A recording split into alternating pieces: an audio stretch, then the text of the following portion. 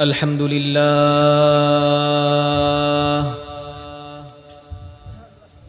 الحمد لله كفى وسلام على عباده الذين اصطفى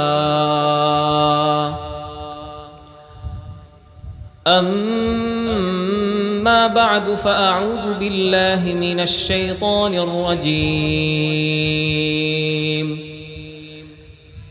بسم الله الرحمن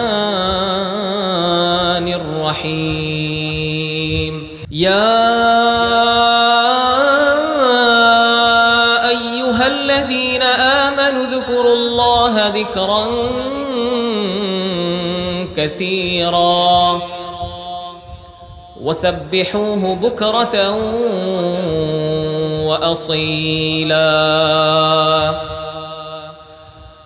هو الذي يصلي عليكم وملائكته ليخرجكم من الظلمات إلى النور وكان بالمؤمنين رحيما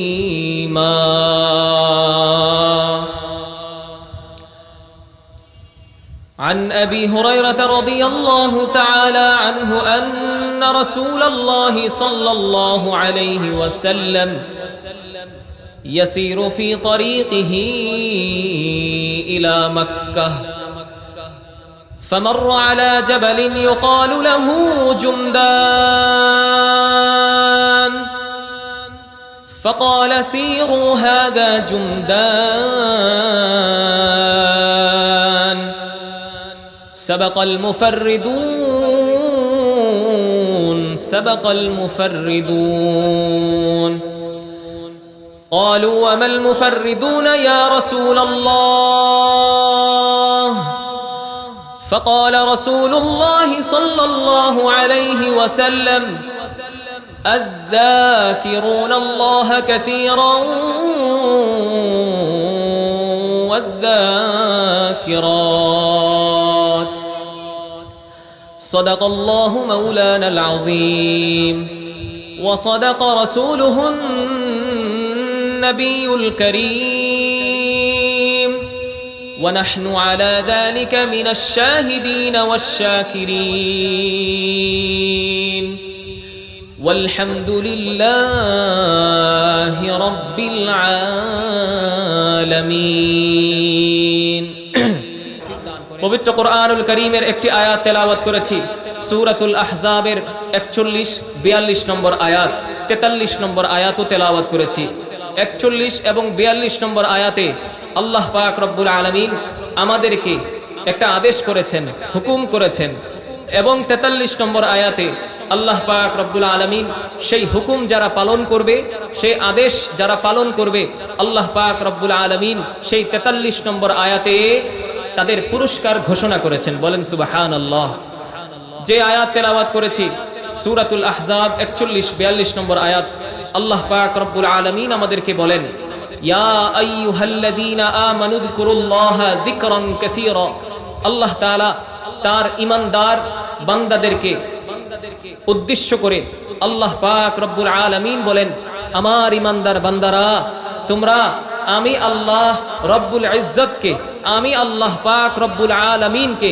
বেশি বেশি স্মরণ করো আমি আল্লাহ তাআলার বেশি বেশি জিকির করো এই আদেশ আল্লাহ তাআলা সূরাতুল আহজাবের 41 এবং 42 নম্বর আয়াতে করেছেন আল্লাহ তাআলাকে আপনারা সবাই স্মরণ করেন আল্লাহ তাআলার জিকির বেশি বেশি করেন আল্লাহ তাআলা আমাদেরকে আল্লাহ তাআলাকে বেশি বেশি স্মরণ করার এবং আল্লাহ পাক রব্বুল আলামিনের বেশি থেকে বেশি জিকির করার তৌফিক দান করেন আমরা যদি আল্লাহ তাআলার বেশি বেশি জিকির করি আমরা যদি আল্লাহর আদেশ অনুযায়ী আল্লাহ পাক রব্বুল আলামিনকে বেশি বেশি স্মরণ করি সূরাতুল আহজাবের 43 নম্বর আয়াতে আল্লাহ তাআলা তার ওই জিকিরকারী বান্দাদের জন্য 3টা পুরস্কারের ঘোষণা করেছেন কয়টা 3টা পুরস্কারের ঘোষণা যে পুরস্কারগুলো আমাদের দুনিয়ার জীবনেও দরকার আখিরাতেও দরকার এক নাম্বার আল্লাহ পাক রব্বুল আলামিন বলেন হুয়াল্লাযী ইউসাল্লি আলাইকুম আল্লাহ তাআলা বলেন আমার বান্দারা যদি আমাকে বেশি বেশি স্মরণ করে আমি আল্লাহ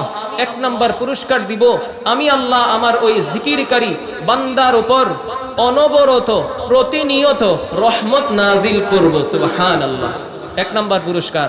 2 নাম্বার, আল্লাহ পাক রব্বুল আলামিন বলেন ওয়া মালাইকাতুহু, আমার যেই ফেরেশতা আছে ওই জিকিরকারী বান্দার জন্য আমার ফেরেশতারা আমি আল্লাহর কাছে দোয়া করে, আল্লাহ দুনিয়ার জমিনে আপনার উমুক বান্দা আপনাকে বেশি বেশি স্মরণ করে, আপনার বেশি বেশি জিকির করে, আল্লাহ আপনি তার প্রতি রহমত নাজিল করেন। সুবহানাল্লাহ, এক তো আল্লাহ সরাসরি নিজেই রহমত নাজিল করেন, আরেক ফেরেশতাদের দোয়ার কারণে আল্লাহ তাআলা আমাদের প্রতি কি করেন? রহমত নাজিল করেন। 3 নাম্বার, আল্লাহ পাক রব্বুল আলামিন বলেন লিউখরিজাকুম মিনাজ যুলুমাতি ইলান নূর, আমার বান্দারা একদিক দিয়ে আমাকে স্মরণ করছে, আমার বেশি বেশি জিকির করছে, আরেক দিক দিয়ে মানুষ হিসাবে গুনাহ করে ফেলছে, নাফরমানিতে লিপ্ত হয়ে যাচ্ছে। আল্লাহ পাক রব্বুল আলামিন বলেন বান্দা তুমি বেশি বেশি জিকির করো, আমি আল্লাহকে স্মরণ করো, আবার গুনাহ হয়ে যায়, আমি একদিন না একদিন তোমার এই জিকিরের বদৌলতে আমাকে বেশি বেশি স্মরণ করার কারণে তোমার ওই অন্ধকার জগৎ থেকে আমি আল্লাহ তোমাকে টেনে এনে হেদায়েতের পথ দেখাই দিব। সুবহানাল্লাহ, জিকির করবেন ইনশাআল্লাহ। আমাদের রহমতের দরকার আছে না? জিকির করলে রহমত নাজিল করেন। রহমত আমাদের যেমন দুনিয়ার জমিতে দরকার, তেমনি ভাবে আখিরাতেও জান্নাতে যাওয়ার আগ পর্যন্ত আল্লাহর রহমত দরকার আছে। সূরাতুল আ'রাফ 156 নম্বর আয়াতে আল্লাহ পাক রব্বুল আলামিন বলেছেন ওয়া রাহমাতি ওয়াসিআত কুল্লা শাই, আমার যেই রহমত পুরো পৃথিবীর প্রত্যেকটা জিনিসকেই বেষ্টন করে আছে, একটা জিনিস এমন নাই যেটা আমার রহমত থেকে খালি। বলেন সুবহানাল্লাহ, প্রত্যেকটা জিনিস প্রত্যেকটা বস্তুকেই আমার রহমত বেষ্টন করে আছে। এমন কি আপনি যখন আখিরাতে যাবেন, দুনিয়ার জমিনে থাকতে আপনি আমল করেছেন, নেক আমল করেছেন, অনেকে মনে করেন যে এই নেক আমলই আপনাকে জান্নাতে প্রবেশ করাবে। রাসূল করিম সাল্লাল্লাহু আলাইহি ওয়াসাল্লাম হাদিসের মাধ্যমে আমাদেরকে জানিয়ে দিয়ে গেছেন, বুখারী শরীফের 5673 নম্বর হাদিস, হযরতে আবু হুরায়রা রাদিয়াল্লাহু তাআলা আনহু এই হাদিস বর্ণনা করেছেন।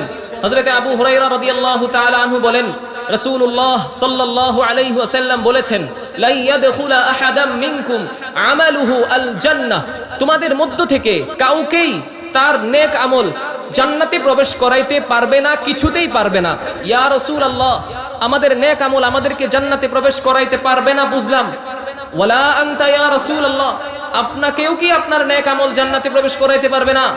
রাসূলুল্লাহ সাল্লাল্লাহু আলাইহি ওয়াসাল্লাম উত্তর দিয়েছেন ওয়ালা আনা, আমাকেও আমার নেক আমল জান্নাতে প্রবেশ করাইতে পারবে না, তবে ইল্লা আইয়াতাগাম্মাদানি আল্লাহু মিনহু বিফাদলিন ওয়া রাহমা, আল্লাহ তাআলা যদি আমার প্রতি রহমত করেন, আল্লাহ তাআলা যদি আমার প্রতি অনুগ্রহ করেন, দয়া করেন, ওই রহমতই পারবে আমাকে আল্লাহর জান্নাত পর্যন্ত পৌঁছায় দিতে। সুবহানাল্লাহ, দুনিয়ার শান্তি, আখিরাতের মুক্তি, প্রত্যেকটা জায়গায় আল্লাহর রহমতের দরকার আছে না নাই? আছে। এই জন্য বেশি বেশি জিকির করা, জিকির করলে আল্লাহর রহমত নাজিল হইতে থাকে আপনার প্রতি। ফেরেশতারাও আল্লাহর কাছে দোয়া করতে থাকে, আল্লাহ দুনিয়ার জমিনে আপনার এই বান্দা আপনাকে বেশি বেশি স্মরণ করে, আমি ফেরেশতা হয়ে আপনার কাছে দোয়া করছি, আল্লাহ আমার দোয়া কবুল করে আপনার ওই দুনিয়ার জমিনের বান্দার প্রতি আপনি রহমত নাজিল করেন। সুবহানাল্লাহ, জিকির করবেন ইনশাআল্লাহ। তিরমিজি শরীফের 3375 নম্বর হাদিসের বর্ণনা, এই হাদিসের বর্ণনাকারী সাহাবী নবীজি সাল্লাল্লাহু আলাইহি ওয়াসাল্লামের সাহাবী হযরত আব্দুল্লাহ ইবনে বুসর রাদিয়াল্লাহু তাআলা আন, তিনি বর্ণনা করেছেন আন্না রাজুলান ক্বালা, এক ব্যক্তি রাসূল করিম সাল্লাল্লাহু আলাইহি ওয়াসাল্লামের কাছে এসে বলতেছেন ইয়া রাসূলুল্লাহ আখবিরনি বিশাইইন আতাশাব্বাতু বিহি, আপনি আমাকে এমন একটা আমল সম্পর্কে বলে দিন যে আমলটা আমি সদা সর্বদা সব মুহূর্তে সারাদিন আঁকড়ে ধরে রাখতে পারবো, এই আমলটা আমার থেকে কখনোই ছুটবে না। এবং তিনি এটাও এসে বলেছিলেন ইন্না শারাইআল ইসলামি ক্বাদ কাসুরাত আলাইয়া, রাসূলুল্লাহ সাল্লাল্লাহু আলাইহি ওয়াসাল্লাম ইসলামের যে বিধিবিধান, ইসলামের যে বিধান, এগুলো আমার কাছে অনেক বেশি বলে মনে হয়, সবগুলোর উপর আমি আমল করতে পারি না, অনেক সময় ছুটে যায়। আপনি আমাকে এমন একটা আমল বলে দিন যে আমলটা আমি সদা সর্বদা সব মুহূর্তে করতে পারবো এবং এই আমলটা আঁকড়ে ধরে রাখতে পারবো, আমার থেকে কখনো এই আমল ছুটবে না। দেখেন রাসূল কি আমল বলেছেন। ফাকালা রাসূলুল্লাহ সাল্লাল্লাহু আলাইহি ওয়াসাল্লাম, রাসূল করিম সাল্লাল্লাহু আলাইহি ওয়াসাল্লাম বলেন লা ইয়াজালু লিসানুকা রাতাবান মিন যিকরিল্লাহ, আল্লাহ তাআলা তোমাকে জবান দিয়েছেন, জিহ্বা দিয়েছেন, এই জিহ্বা যদি আল্লাহ পাক রব্বুল আলামিনের জিকির থেকে, আল্লাহর স্মরণ থেকে কখনোই খালি না হয়, এটাই তোমার সবচেয়ে বেশি সহজ আমল, এটাই তুমি সারা দিন সব মুহূর্তে করতে পারবে এবং এটাই তোমার নাজাতের উসিলা হয়ে যাবে। সুবহানাল্লাহ। জিহ্বা, অযথা কথা, অনর্থক কথার মধ্যে আমরা এই জিহ্বাকে কি করি? ব্যবহার করি। কিন্তু রাসূল করিম সাল্লাল্লাহু আলাইহি ওয়াসাল্লাম বলেছেন, অযথা অনর্থক কথার মধ্যে এই জিহ্বাকে ব্যবহার করা যাবে না। তুমি যদি এই জিহ্বাকে আল্লাহর জিকিরের মাধ্যমে সব সময় নাড়াইতে থাকো, আল্লাহর জিকির করতে করতে তোমার এই জিহ্বা যদি ভিজে যায়, এটাই তোমার নাজাতের উসিলা হয়ে যাবে। সুবহানাল্লাহ। জিকির করবেন ইনশাআল্লাহ, আল্লাহর জিকিরের মাধ্যমে এই জিহ্বাটাকে ভিজায় রাখবেন তো ইনশাআল্লাহ। আল্লাহ আমাদেরকে বেশি বেশি জিকির করার তৌফিক দান করেন। তিরমিজি শরীফের 3376 নম্বর হাদিস, নবীজি সাল্লাল্লাহু আলাইহি ওয়াসাল্লামের সাহাবী হযরতে আবু সাঈদ খুদরি রাদিয়াল্লাহু তাআলা আন এই হাদিস বর্ণনা করেছেন। হযরতে আবু সাঈদ খুদরি বলেন, সুইলা রাসূলুল্লাহ সাল্লাল্লাহু আলাইহি ওয়াসাল্লাম, রাসূলুল্লাহ সাল্লাল্লাহু আলাইহি ওয়াসাল্লামকে জিজ্ঞেস করা হয়েছে, আইয়ুল ইবাদ আফদালু দারাজাতান ইনদাল্লাহি ইয়াউমাল কিয়ামা। আল্লাহর রাসূল সাল্লাল্লাহু আলাইহি ওয়াসাল্লাম আমাদেরকে একটু বলেন তো, কিয়ামতের ময়দানে আল্লাহ পাক রব্বুল আলামিনের বান্দাদের মধ্য থেকে কোন বান্দা আল্লাহর সামনে সবচেয়ে বেশি মর্যাদার অধিকারী হবে, কোন বান্দা আল্লাহর সামনে সবচেয়ে বেশি মর্যাদাবান হবে, সেই বান্দার পরিচয় আপনার কাছে জানতে চাই। রাসূলুল্লাহ সাল্লাল্লাহু আলাইহি ওয়াসাল্লাম উত্তর দিয়েছেন, ফাকালা রাসূলুল্লাহ সাল্লাল্লাহু আলাইহি ওয়াসাল্লাম, রাসূলুল্লাহ সাল্লাল্লাহু আলাইহি ওয়াসাল্লাম বলেছেন, আয-যাকিরুনাল্লাহা কাসীরান ওয়ায-যাকিরাত।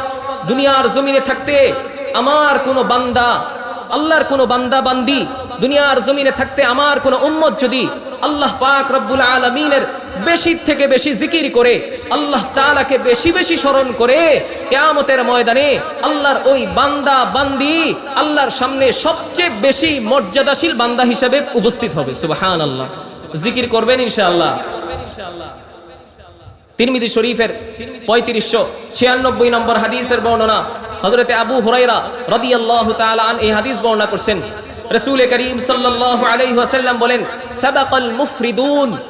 মুফরিদুন অর্থ হচ্ছে হালকা পাতলা। কি বলেন? হালকা পাতলা। তো রাসূল সাল্লাল্লাহু আলাইহি ওয়াসাল্লাম বলেন, হালকা পাতলা যারা, তারা আগে আগে চলে গিয়েছে, তারা অগ্রগামী হয়ে গিয়েছে। সাহাবায়ে কেরাম এই কথার অর্থ বুঝেন নাই।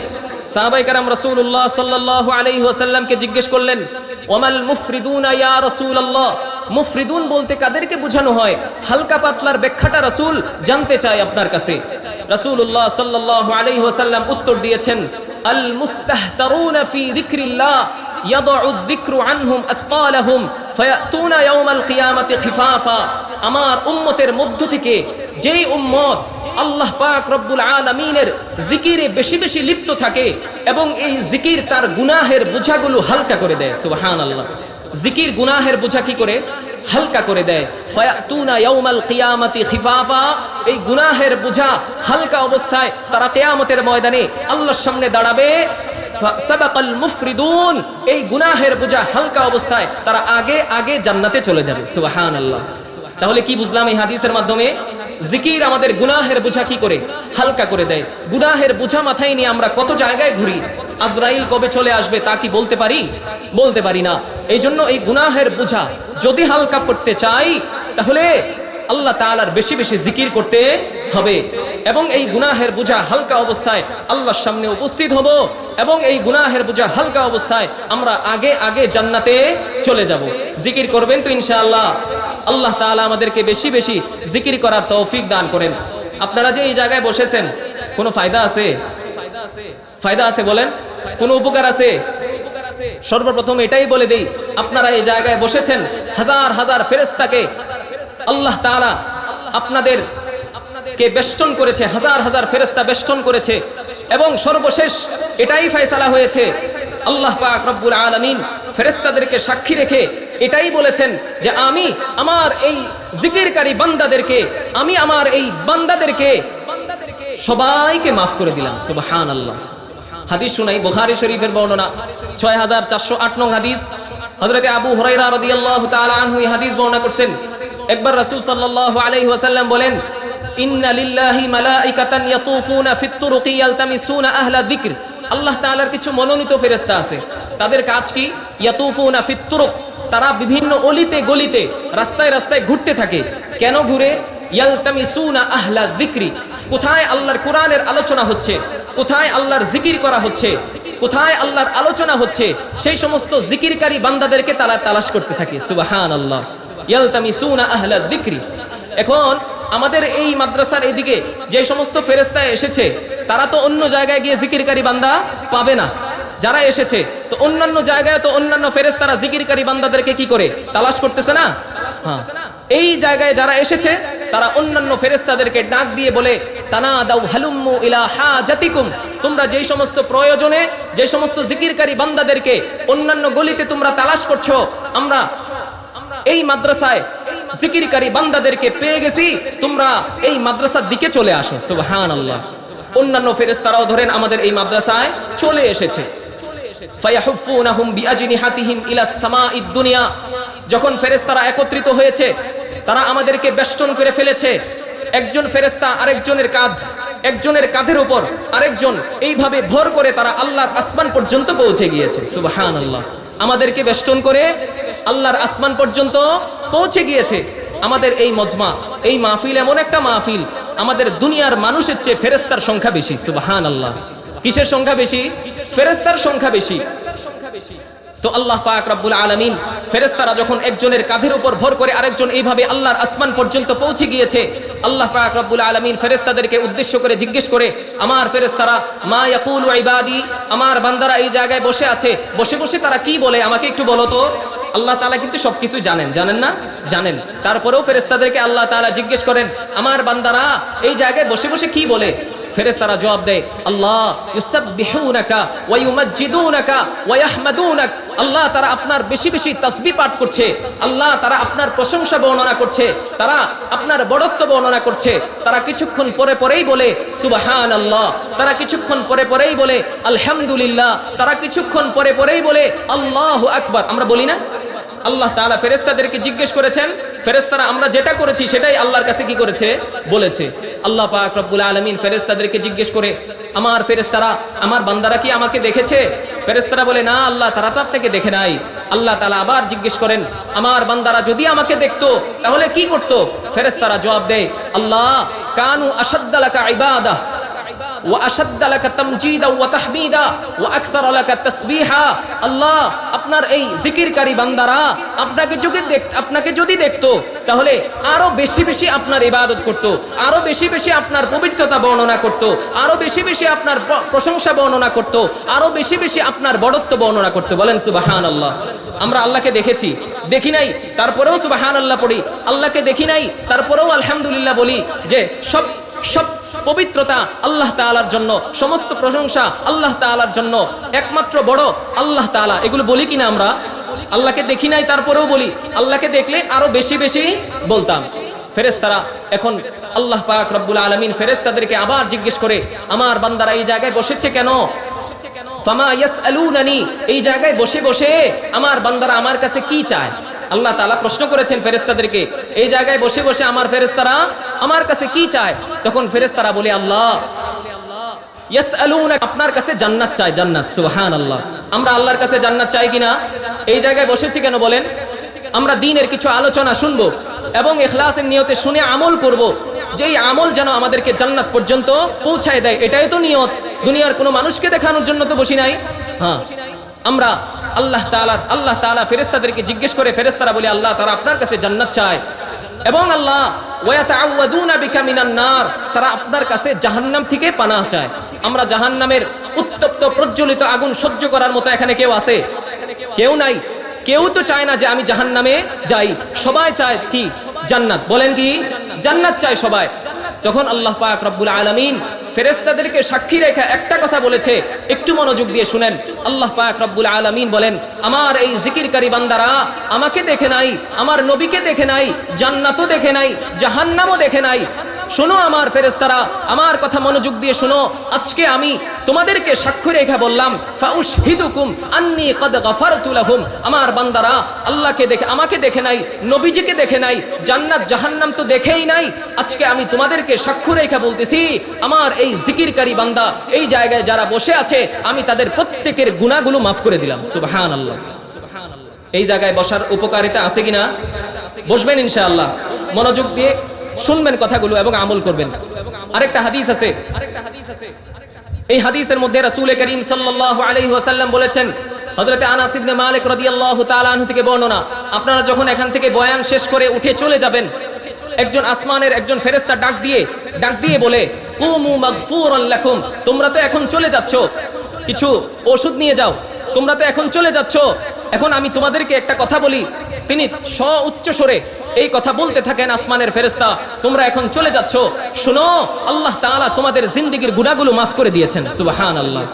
এবং এটাও হাদিসের মধ্যে নবীজি বলেছেন, কদ বুদ্দিলাত সাইয়্যাতিকুম হাসানাত, তোমাদের যেই অপকর্মগুলো আছে, তোমাদের যেই নাফরমানি আছে, তোমাদের যেই গুনাহগুলো আছে, সেই গুনাহগুলোকে আল্লাহ পাক রব্বুল আলামিন নেকি দিয়ে ভরপুর করে দিয়েছেন। সুবহানাল্লাহ। তাহলে এই জায়গায় বসার ফজিলত আছে কিনা? আল্লাহ তাআলা গুনাহগুলোকে নেকি দিয়ে ভরপুর করে দেন। এই জায়গায় বসবেন না তো কোন জায়গায় বসবেন বলেন? আল্লাহ তাআলা আমাদেরকে এই জায়গায় একেবারে মাহফিলের শেষ পর্যন্ত বসে গুনাহ মাফ করিয়ে বাড়িতে যাওয়ার তৌফিক দান করেন, বলেন আমিন। এবং আমাদেরকে বেশি বেশি জিকির করার তৌফিক দান করেন, বলেন আমিন। এখন কিছু আমলের কথা বলি। আমরা ফরজ নামাজ পড়ি কিনা? ফজর, জোহর, আসর, মাগরিব, ইশা, প্রত্যেক ফরজ নামাজের পরে কিছু আমল আছে।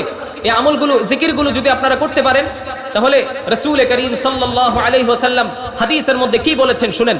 মুসলিম শরীফের 597 নম্বর হাদিস।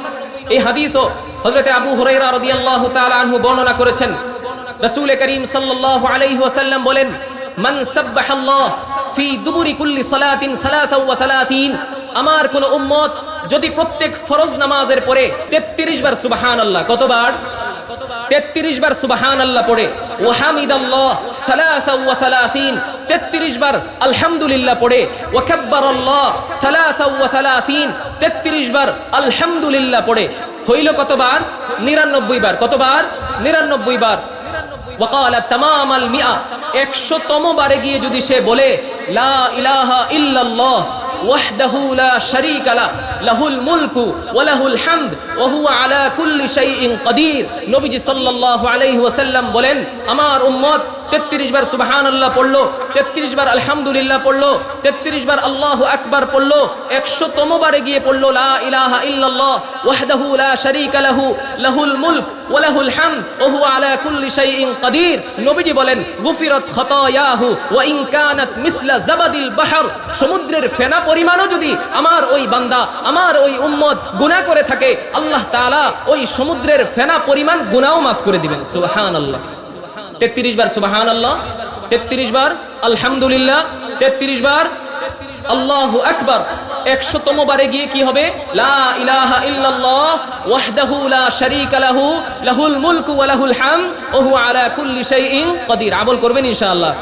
আরেকটা আমল আছে, প্রত্যেক ফরজ নামাজের পরে যদি কেউ আমলটা করতে পারে, ধরেন আপনি নিয়মিত এই আমলটা করেন, ফজরের পরে আপনার মৃত্যু হয়ে গিয়েছে, জোহরের আগে আপনার দাফন হয়ে গিয়েছে, রাসূল করিম সাল্লাল্লাহু আলাইহি ওয়াসাল্লাম বলেন, ওই বান্দাকে, ওই উম্মতকে দাফন করতে দেরি, আল্লাহ তাআলা তাকে জান্নাতে প্রবেশ করাইতে দেরি করবেন না। সুবহানাল্লাহ। প্রত্যেক ফরজ নামাজের পরে আরেকটা আমল আছে, করবেন ইনশাআল্লাহ। করবেন না ইনশাআল্লাহ? বলেন ইনশাআল্লাহ। তিরমিজি শরীফের 3410 নম্বর হাদিস, রাসূল করিম সাল্লাল্লাহু আলাইহি ওয়াসাল্লামের সাহাবী হযরত আব্দুল্লাহ ইবনে আমর রাদিয়াল্লাহু তাআলা আনহু এই হাদিস বর্ণনা করেছেন। রাসূল করিম সাল্লাল্লাহু আলাইহি ওয়াসাল্লাম বলেন, খসলাতান লা ইউহাফিজু আলাইহিমা আবদুল মুসলিমুন ফি ইয়াউমিহি ওয়া লাইলাতিহি ইল্লা আদখালাহুল্লাহুল জান্নাহ।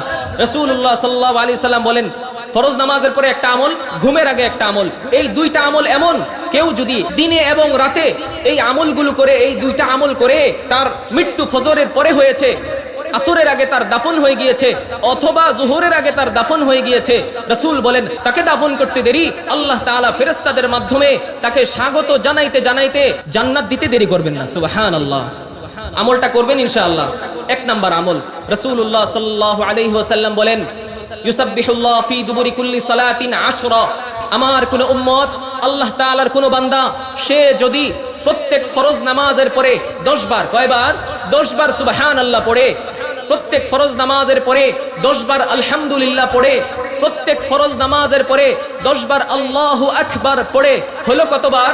5 ওয়াক্ত নামাজ হইল 150 বার। কতবার? 150 বার। মুখে উচ্চারণ করলেন 150 বার। রাসূল করিম সাল্লাল্লাহু আলাইহি ওয়াসাল্লাম বলেন, এই মুখে উচ্চারণ করলেন 150 বার, এই 150 বারকে আল্লাহ তাআলা মিজানে গণনা করবেন 1500 বার। সুবহানাল্লাহ। মিজানে ওজন করবেন কতবার? 1500 বার। এবং এটা আরেকটা ফায়দা কি? আপনি ফজরের পরে আপনার মৃত্যু হয়ে গিয়েছে, আপনি নিয়মিত প্রত্যেক ফরজ নামাজের পরে 10 বার সুবহানাল্লাহ পড়েন, 10 বার আলহামদুলিল্লাহ পড়েন, 10 বার আল্লাহু আকবার পড়েন, এটা নিয়মিত আপনার আমল ছিল। ফজরের পরে আপনার মৃত্যু হয়ে গিয়েছে, জোহরের আগে আপনার দাফন হয়ে গিয়েছে, রাসূল বলেন আল্লাহ তাআলা তাকে সাথে সাথে জান্নাতে প্রবেশ করায় দিবেন। সুবহানাল্লাহ। এবং রাসূল করিম সাল্লাল্লাহু আলাইহি ওয়াসাল্লাম আরেকটা আমলের কথা বলেছেন, এটাও যদি আপনি নিয়মিত ঘুমের আগে করতে পারেন, রাসূলুল্লাহ সাল্লাল্লাহু আলাইহি ওয়াসাল্লাম বলেন সে তাকে দাফন করতে দেরি, আল্লাহ তাআলা তাকে জান্নাতে প্রবেশ করাইতে দেরি করবেন না। প্রত্যেক ঘুমের আগে আপনি রাতেও ঘুমাইতে পারেন, সকালেও ঘুমাইতে পারেন, দিনেও ঘুমাইতে পারেন। প্রত্যেক ঘুমের আগে যদি আপনি আমার সাথে সাথে বলেন 33 বার সুবহানাল্লাহ। কয়বার? 33 বার সুবহানাল্লাহ, 33 বার আলহামদুলিল্লাহ, 34 বার আল্লাহু আকবার। রাসূল বলেন আমার কোন উম্মত যদি এটা নিয়মিত আমল করে, প্রত্যেক ঘুমের আগে 33 বার সুবহানাল্লাহ পড়ে, 33 বার আলহামদুলিল্লাহ পড়ে, 34 বার আল্লাহু আকবার পড়ে, ইল্লা আদখালাহুল্লাহুল জান্নাহ, সে যদি ঘুমের মধ্যেও মৃত্যুবরণ করে, রাসূল করিম সাল্লাল্লাহু আলাইহি ওয়াসাল্লাম বলেন তাকে দাফন করতে দেরি, আল্লাহ তাআলা তাকে জান্নাতে প্রবেশ করাইতে দেরি করবেন না। সুবহানাল্লাহ। আমলটা করবেন ইনশাআল্লাহ। প্রত্যেক ফরজ নামাজের পরে 10 বার সুবহানাল্লাহ, 10 বার আলহামদুলিল্লাহ, 10 বার আল্লাহু আকবার। ঘুমানোর আগে 33 বার সুবহানাল্লাহ, 33 বার আলহামদুলিল্লাহ, 34 বার আল্লাহু আকবার। আমল করবেন ইনশাআল্লাহ। এখন সাহাবায়ে কেরাম আশ্চর্য হয়ে জিজ্ঞেস করলেন, ইয়া রাসূলুল্লাহ, প্রত্যেক ফরজ নামাজের পরে 10 বার সুবহানাল্লাহ, 10 বার আলহামদুলিল্লাহ, 10 বার আল্লাহু আকবার, এগুলো তো অনেক সহজ আমল, এগুলো কি আমরা হেফাজত করতে পারবো না? এটা সাহাবায়ে কেরামের কাছে অনেক সহজ মনে হয়েছে। 10 বার সুবহানাল্লাহ পড়তে কতক্ষণ লাগে? 10 বার আল্লাহু আকবার, 10 বার আলহামদুলিল্লাহ পড়তে বেশিক্ষণ লাগে না। সাহাবায়ে কেরামের প্রশ্নের জবাবও রাসূল করিম সাল্লাল্লাহু আলাইহি ওয়াসাল্লাম সেই 1500 বছর আগে রাসূল এটা দিয়ে গিয়েছেন। রাসূলুল্লাহ সাল্লাল্লাহু আলাইহি ওয়াসাল্লাম বলেন তোমাদের কাছে তো এটা অনেক সহজ মনে হয়, 10 বার সুবহানাল্লাহ, 10 বার আলহামদুলিল্লাহ, 10 বার আল্লাহু আকবার অনেক সহজ মনে হয়। আমার কথা মনোযোগ দিয়ে শোনো, ইন্না আহাদাকুম ইদা কাদা সালাতাহ, তোমাদের মধ্যে কেউ যখন ফরজ নামাজ শেষ করবে এবং সেই আমল করতে যাবে, আতাহুশ শাইতান, শয়তান তার কাছে আসবে, ফাদাক্কারাহু হাওয়াইজাহু, তার দুনিয়াবি প্রয়োজন তাকে মনে করায় দিবে। দুনিয়াবি প্রয়োজন তাকে মনে করায় দিবে। কি প্রয়োজন? দোকানটা খুলতে হবে তাড়াতাড়ি গিয়ে, সকালে বাচ্চাকে স্কুলে নিয়ে দিয়ে আসতে হবে, দুনিয়াবি যত প্রয়োজন হইতে পারে সে ফরজ নামাজ শেষ করবে, সাথে সাথে শয়তানে তাকে ধোঁকা দিতে থাকবে এই আমল করার দরকার নাই। এবং সে ইয়াকুমু ক্বাবলা আই ইয়াকুলাহা, এই আমলটা করার পূর্বেই সে কি করবে? ওই নামাজের স্থান থেকে উঠে চলে যাবে। এবং ঘুমের সময় যখন সে ঘুমাইতে যাবে, ইদা আওয়া ইলা ফিরাশি, সে যখন ঘুমাইতে যাবে 34 বার আল্লাহু আকবার, 33 বার সুবহানাল্লাহ, 33 বার আলহামদুলিল্লাহ। ঘুমের আগে কেউ পড়লে সরাসরি জান্নাত, রাসূল এটা বলে দিয়ে গেছেন। কিন্তু রাসূল এটাও বলে দিয়ে গেছেন সে যখন ঘুমাইতে যাবে শয়তানও তাকে দুনিয়ার কথা মনে করায় দিবে, হাত্তা ইয়ানামা, সে ঘুমিয়ে পড়বে, এই আমলগুলো করতে পারবে না। এই জন্য আমরা নিয়ত করতে পারি কিনা এই আমলটা করবেন ইনশাআল্লাহ। আল্লাহ তাআলা আমাদের সবাই হাত তুলেন, আল্লাহ তাআলা আমাদের সবাইকে প্রত্যেক ফরজ নামাজের পরে 10 বার সুবহানাল্লাহ, 10 বার আলহামদুলিল্লাহ, 10 বার আল্লাহু আকবার, ঘুমানোর আগে 34 বার আল্লাহু আকবার, 33 বার সুবহানাল্লাহ, 33 বার আলহামদুলিল্লাহ, এই আমলগুলো করবেন ইনশাআল্লাহ। নিয়মিত আমল করবেন, আপনাকে দাফন করতে দেরি হবে, আল্লাহ তাআলা ফেরেশতাদের মাধ্যমে স্বাগত জানায়ে জানায়ে আপনাকে জান্নাতের দিকে নিয়ে যেতে কি করবেন না? দেরি করবেন না। আল্লাহ তাআলা আমাদেরকে এই আমলগুলো করার তৌফিক দান করেন। এই আমলগুলো যে আপনারা করবেন, এই আমলগুলোর ফায়দা আছে কিনা? এই যে আপনারা গুনগুন করে বলবেন সুবহানাল্লাহ, আলহামদুলিল্লাহ, লা ইলাহা ইল্লাল্লাহ, আল্লাহু আকবার। একটা হাদিস শুনাই, হযরত আনাস ইবনে মালিক রাদিয়াল্লাহু তাআলা আনহু বলেন রাসূল করিম সাল্লাল্লাহু আলাইহি ওয়াসাল্লাম একটা গাছের পাশ দিয়ে অতিক্রম করছেন, ইয়া বিসাতিল ওয়ারাক, যেই গাছটা শুকনো গাছ। কি গাছ? শুকনো, যার পাতাগুলো কি শুকনো। রাসূল সাল্লাল্লাহু আলাইহি ওয়াসাল্লাম ফাদারাবাহা বিআসাহু, তার হাতে একটা লাঠি নিয়ে ওই শুকনো পাতাগুলোর মধ্যে আঘাত করলেন, বাড়ি দিলেন। ফাতানাসারাল ওয়ারাক, সেই পাতাগুলো সাথে সাথে ঝরে পড়ে গিয়েছে, সেই পাতাগুলো সাথে সাথে ঝরে পড়ে গিয়েছে। রাসূল এই আচরণ কেন করলেন? রাসূলুল্লাহ সাল্লাল্লাহু আলাইহি ওয়াসাল্লাম বলেন ইন্নাল হামদালিল্লাহ ওয়া সুবহানাল্লাহ ওয়া লা ইলাহা ইল্লাল্লাহ ওয়াল্লাহু আকবার।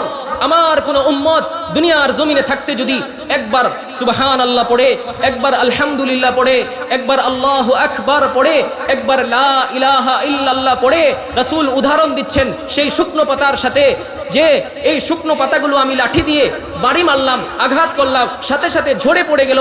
আমার কোন উম্মত যদি একবার আলহামদুলিল্লাহ পড়ে, একবার লা ইলাহা ইল্লাল্লাহ পড়ে, একবার আল্লাহু আকবার পড়ে, একবার সুবহানাল্লাহ পড়ে, তেমনি ভাবে আল্লাহ তাআলা তার গুনাহগুলো এইভাবে ঝরিয়ে দেন। বলেন সুবহানাল্লাহ। তার গুনাহগুলো এইভাবে ঝরে ঝরে কি করে যায়? পড়ে যায়। আমল করবেন ইনশাআল্লাহ। সুবহানাল্লাহ, আলহামদুলিল্লাহ, লা ইলাহা ইল্লাল্লাহ, আল্লাহু আকবার। একবার সুবহানাল্লাহ। রাসূল করিম সাল্লাল্লাহু আলাইহি ওয়াসাল্লাম বলেছেন, আমার কোন উম্মত যদি সুবহানাল্লাহি ওয়া বিহামদিহি অথবা সুবহানাল্লাহ পড়ে, আলহামদুলিল্লাহ পড়ে, লা ইলাহা ইল্লাল্লাহ পড়ে, আল্লাহু আকবার পড়ে, তিরমিজি শরীফের 3464 নম্বর হাদিসের বর্ণনা, হযরতে জাবির ইবনে আব্দুল্লাহ রাদিয়াল্লাহু তাআলা আনহু থেকে বর্ণনা, রাসূলুল্লাহ সাল্লাল্লাহু আলাইহি ওয়াসাল্লাম বলেন, মান ক্বালা সুবহানাল্লাহি ওয়া বিহামদি, আমার কোন উম্মত যদি একবার, কয়বার? একবার যদি সুবহানাল্লাহি ওয়া বিহামদিহি পড়ে, রাসূল করিম সাল্লাল্লাহু আলাইহি ওয়াসাল্লাম বলেন, গুরিসাত লাহু নাখলাতুন ফিল জান্নাহ, আল্লাহ তাআলা ওই একবার সুবহানাল্লাহর বিনিময়ে সাথে সাথে তার জন্য জান্নাতে একটা গাছ লাগায় দেন। বলেন সুবহানাল্লাহ। একবার সুবহানাল্লাহ, গাছ লেগে গেছে। একবার আলহামদুলিল্লাহ, জান্নাতে চারা লেগে গেছে। একবার লা ইলাহা ইল্লাল্লাহ, জান্নাতে আরেকটা চারা লেগে গেছে। একবার আল্লাহু আকবার, জান্নাতে আরেকটা চারা লেগে গেছে। এটা হযরত আব্দুল্লাহ ইবনে মাসউদ রাদিয়াল্লাহু তাআলা আনহু হাদিস দ্বারা প্রমাণিত। এই আমলগুলো করবেন ইনশাআল্লাহ। আল্লাহ তাআলা এই সুবহানাল্লাহ, আলহামদুলিল্লাহ, লা ইলাহা ইল্লাল্লাহ, আল্লাহু আকবার, এই আমলগুলো বেশি থেকে বেশি করার তৌফিক দান করেন। এই আমলগুলো যখন আপনি করবেন, এগুলোর কারণে কি হয় জানেন? এই আমলগুলো যখন আপনি করবেন, এই আমলগুলো করার কারণে আমাদের অন্তরটা পরিষ্কার হয়। কি হয়? গুনাহের কারণে, অপকর্ম করার কারণে, নাফরমানির কারণে আমাদের এই অন্তরটা কিন্তু মরে যায়, ঝং ধরে যায়, মরচে ধরে যায় এই অন্তরটা। এই অন্তর যখন মরে যায় তখন আর ভালো কাজ করতে ভালো লাগে না, তখন খারাপ কাজের দিকেই আমাদের মন বেশি যায়, খারাপ কাজের দিকে আমাদের মন বেশি যায়। তো আপনি যত বেশি এই সুবহানাল্লাহ পড়বেন, আলহামদুলিল্লাহ পড়বেন, আল্লাহু আকবার পড়বেন, লা ইলাহা ইল্লাল্লাহ পড়বেন, তত বেশি আপনার এই মরচে ধরা অন্তর, ঝং ধরা অন্তর, মরে যাওয়া এই অন্তরটা আল্লাহ তাআলা পরিষ্কার করে দিবেন। বলেন সুবহানাল্লাহ। একজন ব্যক্তি আছে, ওনার নাম হচ্ছে ইবনুল কাইয়িম আল জাওজিয়া রাহমাতুল্লাহি আলাইহি। উনি ওনার বিখ্যাত কিতাব আল ওয়াবিলুস সাইয়্যিব আলাল কালিমিত তাইয়্যিব, এই কিতাবের মধ্যে তিনি লিখেছেন, হযরতে আবু দারদা রাদিয়াল্লাহু তাআলা আনহুর একটি বর্ণনা এনেছেন। হযরতে আবু দারদা রাদিয়াল্লাহু তাআলা আনহু বলেন, ইন্না লিকুল্লি শাইইন জালাআন, প্রত্যেকটা জিনিসের একটা পরিষ্কারক একটা জিনিস থাকে। প্রত্যেকটা জিনিসের পরিষ্কার করার একটা মাধ্যম থাকে কিনা? আপনি সারা দিন কাজ করেছেন, আপনি দিন শেষে গোসল করবেন, আপনাকে পরিষ্কার করবে কে? 1 নাম্বার পানি, 2 নাম্বার সাবান। আপনাকে পরিষ্কার করবে কিনা? তো আপনার শরীর পরিষ্কার করার জন্য সাবান লাগে, শরীর পরিষ্কার করার জন্য আপনার কি লাগে? পানি লাগে। এমনই ভাবে একটা লাইট কি হয়ে গিয়েছে, অনেক এটার উপরে মাকড়সা এবং এটা ময়লা হয়ে গিয়েছে, আপনি একটা কাপড় নেবেন, সেটা দিয়ে লাইটটা কি করবেন? পরিষ্কার করবেন। তাহলে লাইটটা পরিষ্কার করার মাধ্যম কি হইল? কাপড়। কি বলেন? কাপড়। শরীর পরিষ্কার করার মাধ্যম কি হইল? একটা সাবান অথবা পানি। তো হযরতে আবু দারদা রাদিয়াল্লাহু তাআলা আনহু বলেন, ইন্না লিকুল্লি শাইইন জালাআন, প্রত্যেকটা জিনিসের একটা পরিষ্কারের মাধ্যম থাকে। শোনো আমার কথা মনোযোগ দিয়ে, ওয়া ইন্না জালাআল কুলুবি যিকরুল্লাহ, গুনাহের কারণে, অপকর্ম করার কারণে, নাফরমানি করার কারণে প্রত্যেকটা বান্দার অন্তর এমনই ভাবে মরে যায়, পরে অপরিষ্কার হয়ে যায়। এই অন্তর, অপরিষ্কার অন্তরটাকে পরিষ্কার করার জন্য একমাত্র আল্লাহর জিকিরই আছে। এই অন্তরটাকে কি করতে পারে? অপরিষ্কার অন্তরটাকে পরিষ্কার করে দিতে পারে। আল্লাহর জিকির করবেন ইনশাআল্লাহ। জিকির যত বেশি করবেন অন্তর পরিষ্কার হবে। এরপরে ইমাম ইবনুল কাইয়িম আল জাওজিয়া তিনি এরপরে লিখেছেন যে লা রাইবা আন্নাল কলবা ইয়াস্তা, নিঃসন্দেহে, কোনো সন্দেহ নাই, এই অন্তর মরচে ধরে। কি ধরে? মরচে ধরে। এই অন্তরে ঝং ধরে, এই অন্তরটা মরে যায়, অপরিষ্কার হয়ে যায়। কামা ইয়াসদাউন নুহাস, যেমনই ভাবে তামা এবং রূপা এগুলো কি মরচে ধরে কিনা? এগুলো যেমনই ভাবে মরচে ধরে, এমনই ভাবে আমাদের এই অন্তরটাও মরচে ধরে যায়। ওয়াজালাউহু বিদ্দিকরি, এই অন্তরটাকে যদি তুমি পরিষ্কার করতে চাও, এই মরচে ধরা অন্তর, এই অপরিষ্কার অন্তরটাকে যদি তুমি পরিষ্কার করতে চাও, এবং তুমি যদি এই অপরিষ্কার অন্তরটাকে পরিষ্কার করে ভালো কাজের দিকে এগিয়ে যেতে চাও, হযরত ইমাম ইবনুল কাইয়িম আল জাওজিয়া বলেন একমাত্র জিকিরে আছে তোমার এই মরচে ধরা অন্তরটাকে পরিষ্কার করে দিবে। বলেন সুবহানাল্লাহ। গুনাহ করতে করতে অন্তরটা কি হয়ে যায়? মরে যায়। এই অন্তরটা কি হয়ে যায়? মরচে ধরে যায় গুনাহ করতে করতে। এখন আপনি ওই গুনাহের সাথে পাল্লা দেন, গুনাহের সাথে আপনি কি করেন? যুদ্ধ করেন, যে তুমি গুনাহ দেখি কত করতে পারো আর আমিও দেখি কত আল্লাহর জিকির করতে পারি। বলেন সুবহানাল্লাহ। কি করবেন? তার সাথে যুদ্ধ ঘোষণা করবেন, আমি বেশি বেশি জিকির করব এবং আমার অন্তরকে পরিষ্কার রাখবো। আর যেই বান্দার অন্তর পরিষ্কার, সে গুনাহের দিকে তার মন যায় না, তার মন শুধু আল্লাহর ইবাদতের দিকে যায়। সুবহানাল্লাহ বলেন। হ্যাঁ, হযরত ইমাম ইবনুল কাইয়িম আল জাওজিয়া ওনার একজন উস্তাদ আছে, হযরত শাইখুল ইসলাম ইবনে তাইমিয়া রাহমাতুল্লাহি আলাইহি। ওনার উস্তাদ ওই কিতাবেরই আল ওয়াবিলুস সাইয়্যিব এই কিতাবের ৭১ নম্বর পৃষ্ঠায় উনি ওনার উস্তাদের একটা বর্ণনা এনেছেন। তিনি বলেন, আমি আমার উস্তাদ ইবনে তাইমিয়া রাহমাতুল্লাহি আলাইহির কাছ থেকে শুনেছি, আয-যিকরু লিল কলবি মিসলুল মাই লিস সামাক। একটা মাছের জন্য যেমন পানি জরুরি, তেমনি ভাবে আমাদের এই অন্তরের জন্য আল্লাহর জিকির জরুরি। আল্লাহর জিকির জরুরি, আল্লাহর জিকির প্রয়োজন। মাছ যেমন কাইফা ইয়াকুনু হালুস সামাক, মাছের অবস্থা তখন কেমন হবে? ইদা ফারাকাল মা, যদি আপনি পুষ্করিণী থেকে, নদী থেকে পানিগুলো শুকিয়ে ফেলেন, পানিগুলো উঠিয়ে ফেলেন, তখন এই মাছের অবস্থা যেমন ভয়ঙ্কর হবে, তেমনি ভাবে আপনি যখন আল্লাহর জিকির থেকে ফিরে যাবেন, তখন আপনার এই অন্তরের অবস্থাও তেমন ভয়ঙ্কর হয়ে যাবে। জিকির করবেন ইনশাআল্লাহ। জিকির করলে অন্তরটা কি হয়? পরিষ্কার হয়। জিকির করবেন।